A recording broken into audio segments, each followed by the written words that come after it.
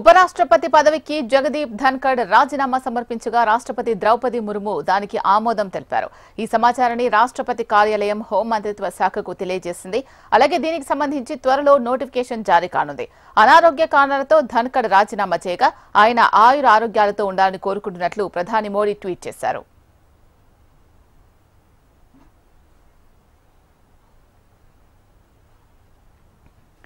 ఉపరాష్ట్రపతి పదవికి జగదీప్ ధన్కడ్ రాజీనామా సమర్పించగా రాష్ట్రపతి ద్రౌపది ముర్ము దానికి ఆమోదం తెలిపారు. ఈ సమాచారాన్ని రాష్ట్రపతి కార్యాలయం హోం మంత్రిత్వ శాఖకు తెలియజేసింది. అలాగే దీనికి సంబంధించి త్వరలో నోటిఫికేషన్ జారీ కానుంది. అనారోగ్య కారణంతో ధన్కడ్ రాజీనామా చేయగా ఆయన ఆరోగ్యాలతో ఉండాలని కోరుకుంటున్నట్లు ప్రధాని మోడీ ట్వీట్ చేశారు. దీనికి సంబంధించి మరింత సమాచారం మా ప్రతినిధి ఆర్కే అందిస్తారు. ఆర్కే,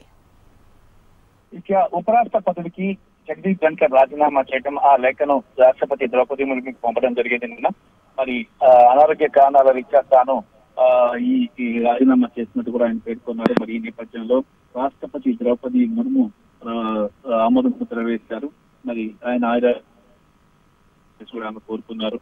మరి ఉపరాష్ట్ర పదవికి జగదీప్ ధన్కడ్ రాజీనామా చేయడంతో తదుపరి ఉపరాష్ట్రపతి ఎవరు అనే అంశం కూడా ఇక్కడ ప్రధానంగా చర్చకు వస్తుంది. మరి ఈ నేపథ్యంలో తదుపరి ఉపరాష్ట్రపతిని నిర్ణయించేందుకు బీజేపీ పార్లమెంటరీ బోర్డు సమావేశం కానుంది ఈ రోజు. ఎందుకంటే పార్లమెంట్ సమావేశాలు జరుగుతున్నాయి, బిల్లులు ఆమోదించుకోవాల్సిన అవసరం ఉంది.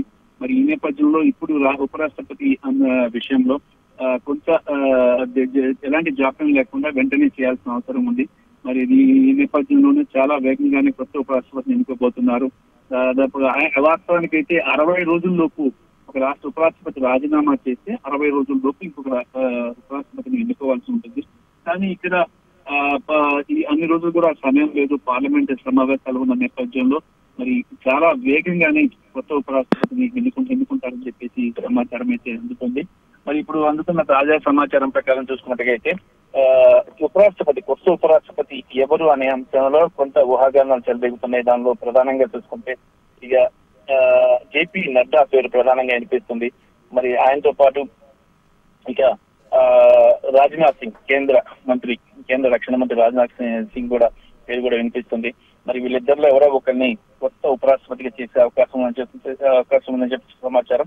మరి త్వరలో బీహార్ అసెంబ్లీ ఎన్నికలు జరగబోతున్నాయి. మరి ఆ రాష్ట్ర వ్యక్తికి కూడా పదవి దక్కే అవకాశం ఉందని చెప్పేసి సమాచారం అంటుంది.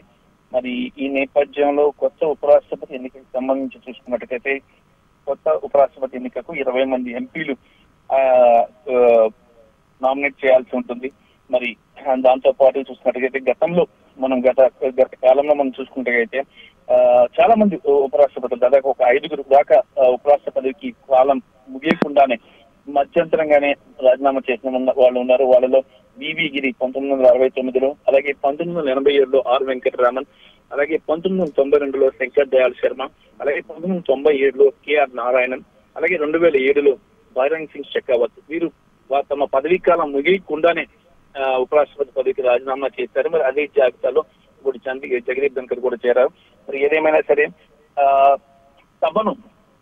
రాజ్యసభను సజావుగా నడిపించే వ్యక్తి, అలాగే ఉపరాష్ట్ర పదవికి వన్నె తెచ్చే వ్యక్తికే ఈ పదవి ఇవ్వబోతున్నారు. ఇక రాజ్నాథ్ సింగ్ సుపరిచితులందరికీ, అలాగే జేపీ నడ్డా కూడా సుపరిచితులందరికీ. కాబట్టి వీళ్ళిద్దరిలో ఎవరో ఒకళ్ళు ఈ పదవిని అధిరోహించే అవకాశాలు ఉన్నాయని సమాచారం. Right, thank you RK.